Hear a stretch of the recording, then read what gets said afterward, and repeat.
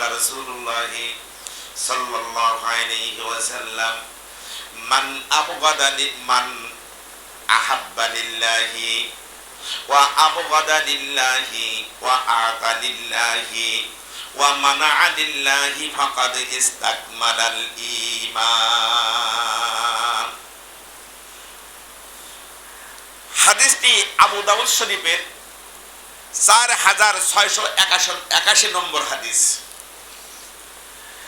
আবু উমামা রাদিয়াল্লাহু তাআলা আনহু থেকে বর্ণিত, মান আহাব্বা লিল্লাহি, যে ব্যক্তি অন্যকে মহব্বত করে আল্লাহর জন্য। কার জন্য? তুমি কাউকে মহব্বত করো আল্লাহর জন্য। লোকটা নামাজি, লোকটা পরেজগার মানুষ, লোকটা সুন্নতি জিন্দেগি পালন করে, সুন্নতের উপরে চলে, ওই লোকটা আশিকে রাসূল, ওই লোকটা কোরআন তেলাওয়াতকারী, তাই আমি তারে মহব্বত করি আল্লাহর জন্য।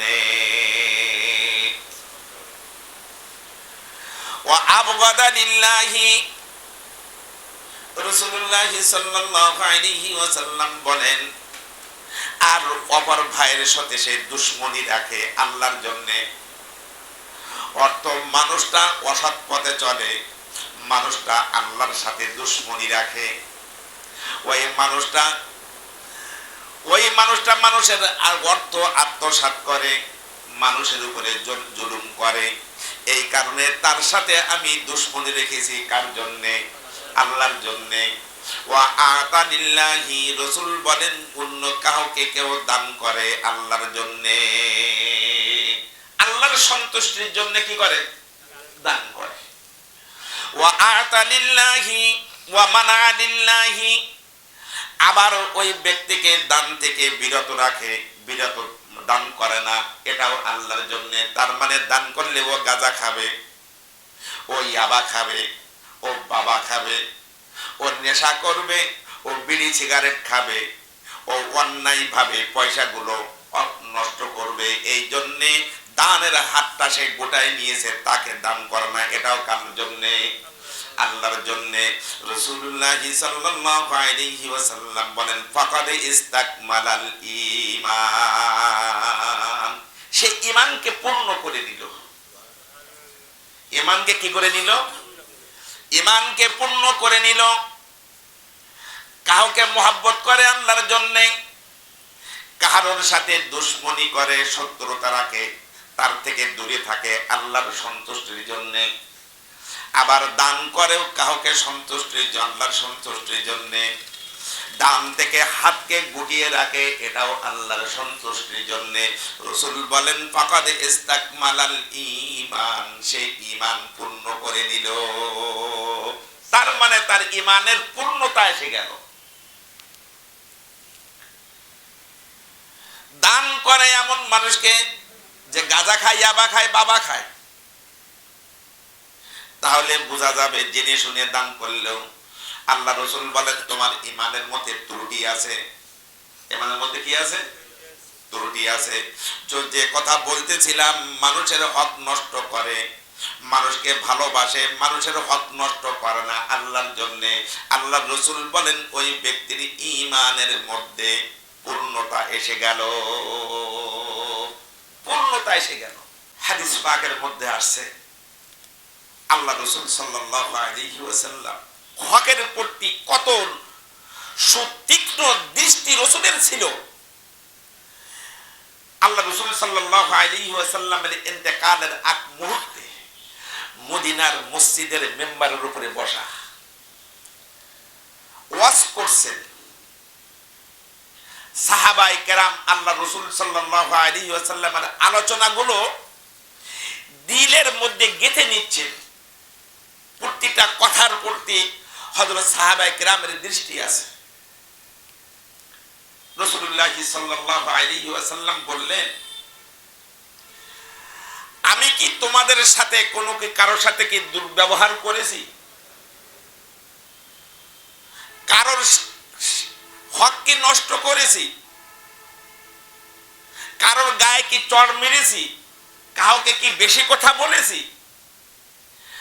যদি এগুলা করে থাকে, কারোর হক নষ্ট যদি আমি করে থাকি, তো আপনারা বলতে পারেন আমি এই মুহূর্তে তাদের হক আমি পূর্ণ করে দেব। রাহমাতুল লিল আলামিন প্রতিশোধ নেবার জন্য সাহাবায়ে কেরামকে বলছেন তোমরা প্রতিশোধ নিতে পারো। তোমরা কি নিতে পারো? আমরা তো সকলেই দাবি করি আশিকে রাসূল, অথচ কোনোদিন তো কারোর কাছে, পাড়া প্রতিবেশীর কাছে যেয়ে তো কোনোদিন কোনো কথা বলতে পারি নাই, ভাই তোমার সাথে যদি আমি অসৎ আচরণ করে থাকি তুমি আমাদের ক্ষমা করে দিও। এতটুকু কথা আমার আপনার মুখে বিবেকে বাধি দেয়। এই কথাগুলো বলতেও তো বিবেকে বাধি দেয়। কথা বলেন না, ঠিক না? আল্লাহ রাসূল সাল্লাল্লাহু আলাইহি ওয়াসাল্লাম যখন বলছেন প্রতিশোধ নিতে পারো, হঠাৎ এক সাহাবা দাঁড়ায় গেছেন। এক সাহাবা দাঁড়িয়ে বলছেন ইয়া রাসূলুল্লাহ, আপনি আমার একটা হক নষ্ট করেছেন। আল্লাহ রাসূল সাল্লাল্লাহু আলাইহি ওয়াসাল্লাম তার চেহারার দিকে তাকিয়ে বলছে কি রে সাহাবা, আমি তোমার সাথে কি খারাপ আচরণ করেছি, তোমার কি হক নষ্ট করেছি? ভালো করে খেয়াল করবে।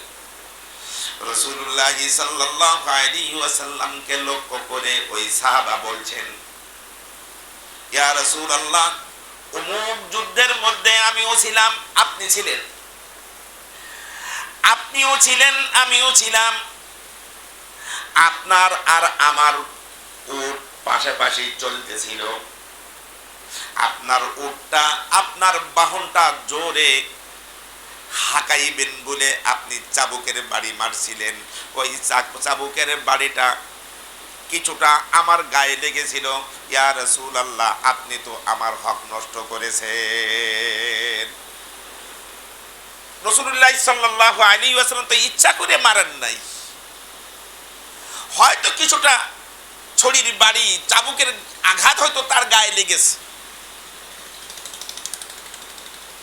আল্লাহ রাসূল সাল্লাল্লাহু আলাইহি ওয়াসাল্লাম বললেন সাউদের হচ্ছে কেন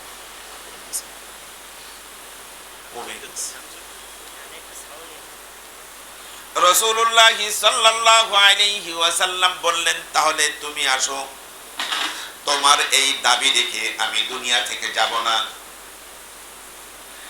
তোমার গায়ে যদি আমি আঘাত করে থাকি তাহলে তুমি আসো, আমার কাছ থেকে প্রতিশোধ নাও। আমি মুহাম্মাদুর রাসূলুল্লাহ সাল্লাল্লাহু আলাইহি ওয়াসাল্লাম রাহমাতুল লিল আলামিন, তোমার এই দাবি রেখে আমি দুনিয়া থেকে বিদায় হব না।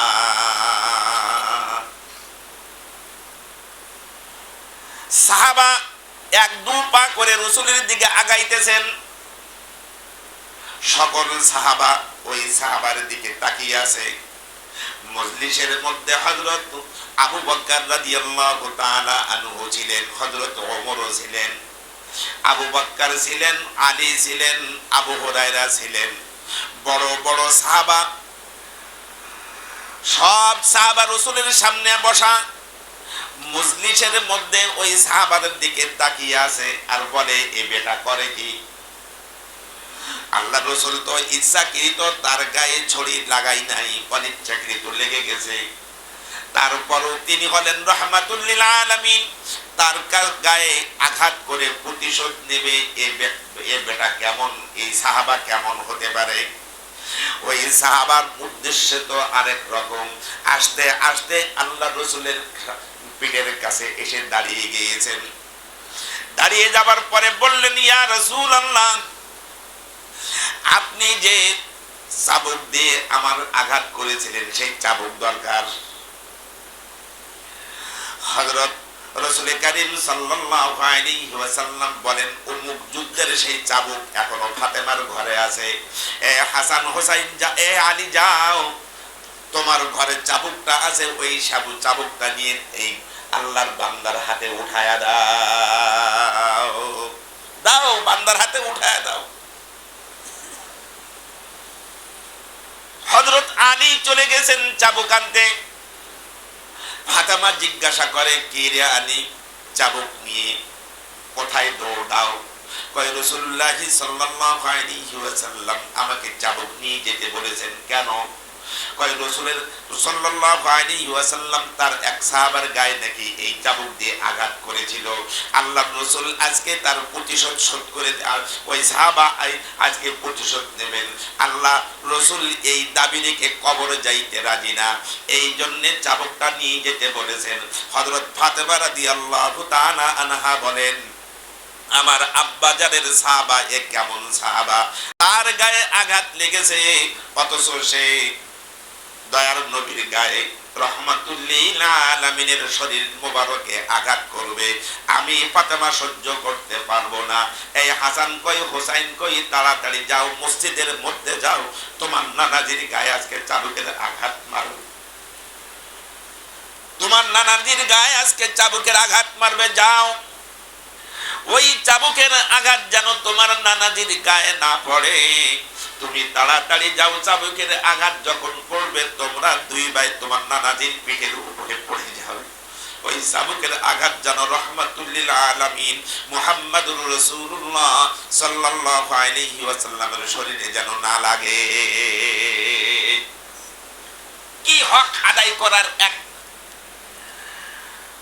নবী, এক রাসূল হক আদায় করছে। চাবুকটা এনে যখন সাহাবার হাতে দিয়েছে হযরত আলী, সাহাবা বলছেন, ইয়া রাসূলুল্লাহ, যখন ওই চাবুকের আঘাত আমার গায়ে লেগেছিল, আমার গায়ে কোনো কাপড় ছিল না, আমার শরীরের গায়ে কিছু ছিল না, ইয়া রাসূলুল্লাহ, আপনি আপনার গায়ে চাদর আছে, চাদরের উপর দিয়ে আঘাত করলে তো আপনি আঘাত পাবেন না, লাগবে না আপনার শরীরে, চাদরটা খুলে দেন, আমি আপনার খালি শরীরে, বস্ত্রহীন শরীরে আপনার গায়ে আমি আঘাত করব। আল্লাহ রাসূল সাল্লাল্লাহু আলাইহি ওয়াসাল্লাম সাথে সাথে কাপড়টা, চাদরটা খুলে দিলেন, শরীর মোবারক আগলা করে দিলেন, কাপড় রাখলেন না। হযরত আবু বকর রাদিয়াল্লাহু তাআলা আনহু চোখের পানি ছেড়ে দিয়ে বলেন, নবীর সাহাবা, তোমার গায়ে রাসূল সাল্লাল্লাহু আলাইহি ওয়াসাল্লাম তো ইচ্ছাকৃত লাগায় নাই, তুমি রাসূলের শরীর মোবারকে আঘাত করো না। আমি আবু বকর আছি, আমি আমার শরীরের কাপড় খুলে দিতেছি, তোমার যত প্রয়োজন, যত প্রতিশোধ নেওয়ার প্রয়োজন, আমি আবু বকরের শরীর থেকে তুমি প্রতিশোধ নাও। আমার সামনে আমার রাসূলের শরীরের উপরে তুমি চাবুকের আঘাত করবা, এর যে আবু বকর তার আগেই মৃত্যু হওয়া ভালো।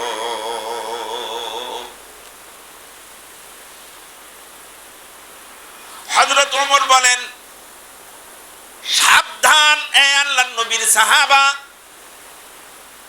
মারতে পারবি না রাসূলের শরীরে, আমি ওমর আছি, আমার শরীরে তুই লাগা। হযরত ওসমান, হযরত আলী, সমস্ত সাহাবারা একের পর এক বলে যাচ্ছে। আল্লাহ রাসূল বলেন, আবু বকর, ওমর, ওসমান, আলী ও আমার সাহাবারা চুপ করো, মেরেছি আমি, আমার হাত দিয়ে তার শরীরে আঘাত লেগেছে, সুতরাং সে আমার শরীরের উপরে আঘাত করবে, তোমরা কথা বলবা না, কারণ আমি রাসূল যখন দুনিয়া থেকে বিদায় হয়ে যাব তার ওই দাবিটা তো আমার কাছে থাকবে। আল্লাহ পাকের আসামির কাঠগড়ায় আমি মুহাম্মদুর রাসূলুল্লাহ সাল্লাল্লাহু আলাইহি ওয়াসাল্লাম আসামি হয়ে দাঁড়ায় যাব, আমার শরীরে সে লাগাক।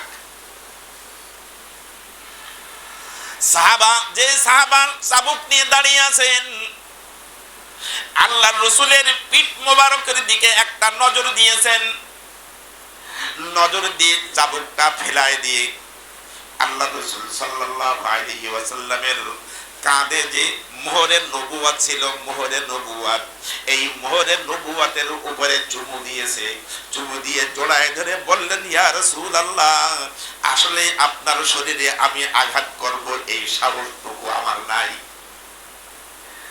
এই সাহসটুকু আমার নাই, তবে আমি এই একটা বাহানা করলাম যে আপনার পিঠে মোহরে নবুয়ত লাগানো, এই মোহরে নবুয়তের উপরে কেমন করে চুমা দিতে পারি আমি। এই কারণে আমি একটা বাহানা করলাম, ইয়া রাসূলুল্লাহ আপনি আমাকে ক্ষমা করবেন। আল্লাহ রাসূল সাল্লাল্লাহু আলাইহি ওয়াসাল্লাম বললেন, ও আমার সাহাবা, তুমি আমার মোহরে নবুয়তের উপরে চুমা দিয়েছো, শুনে রাখো তোমার উপরে জাহান্নামের আগুন হারাম হয়ে গেছে।